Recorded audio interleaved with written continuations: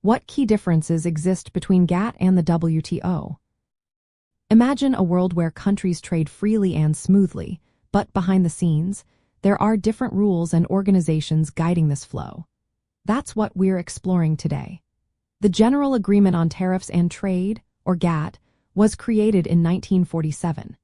It was like a set of informal rules to reduce tariffs and trade barriers mainly for goods.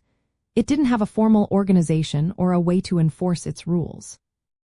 It was more like a club where countries agreed to follow certain guidelines but had no real authority to make sure everyone stuck to them. Fast forward to 1995, when the World Trade Organization was born. It's a full-fledged international organization with a permanent structure. It has a secretariat, a dispute settlement body, and ongoing negotiation forums. And like GATT, the WTO can actually enforce trade rules. If a country breaks a rule, the WTO can authorize retaliatory measures, making its rulings binding. This gives the WTO more power to keep trade fair and predictable. GATT mainly focused on trade in goods and tariffs. Its rules aim to lower customs duties and eliminate restrictions on goods crossing borders. The WTO, however, covers much more. It includes trade in services like banking and insurance through the General Agreement on Trade and Services.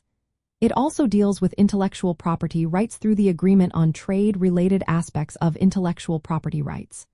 Plus, it looks at trade-related investment measures. This broader scope reflects how modern trade involves many different areas beyond just goods.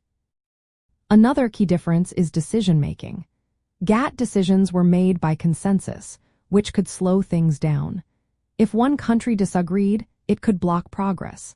The WTO allows for majority voting in some cases, speeding up decision-making and making it easier to respond quickly to trade issues. Membership is also different.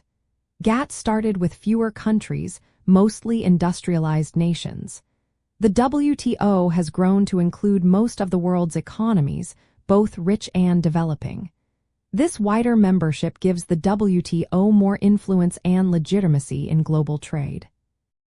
Lastly, GATT evolved through multiple rounds of negotiations, mainly about tariff cuts.